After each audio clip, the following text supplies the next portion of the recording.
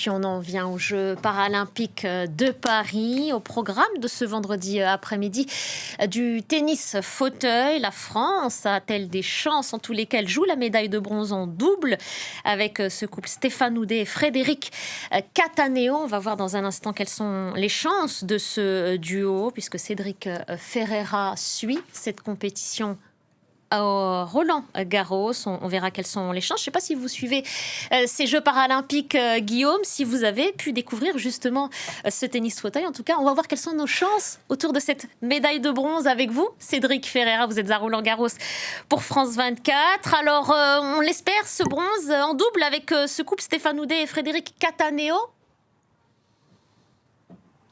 C'est la dernière chance de médaille pour la France, en tout cas en tennis fauteuil. La paire française qui est engagée actuellement contre la paire espagnole composée de Daniel Caversacci et Martine de la Puente. Ce même Martine qui a éliminé Stéphane Houdet lors du tournoi en simple. Donc il y a sûrement un petit désir de revanche du côté du Français. Vous savez peut-être que Stéphane Houdet est une icône du tennis fauteuil en France à 53 ans. Oui, 53 ans, il participe à ses 5e Jeux paralympiques.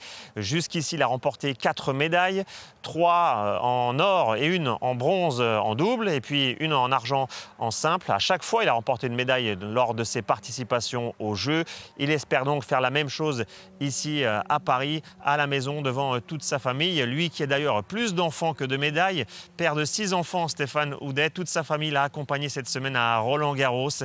Et cette famille qui est encore une fois présente en tribune, non loin de Yannick Noah, la légende du tennis français, puisque Yannick Noah est le capitaine de cette équipe de France masculine de tennis fauteuil, convaincu justement par Stéphane Houdet de rejoindre l'aventure. Et tiens, je vous donne une anecdote pour votre culture sportive. Yannick Noah connaît bien Roland Garros. Il a remporté ce tournoi du Grand Chelem il y a 41 ans, en 1983. 41 ans. Comme moi, ça ne nous rajeunit pas. Et donc Yannick Noah espère revivre une belle histoire ici à Roland-Garros aux côtés de l'équipe de France de tennis fauteuil. Je vous le disais, dernière chance de médaille, puisque du côté féminin, toutes les féminines ont été rapidement éliminées en tennis fauteuil de ces Jeux paralympiques, dont la star française Pauline Déroulède.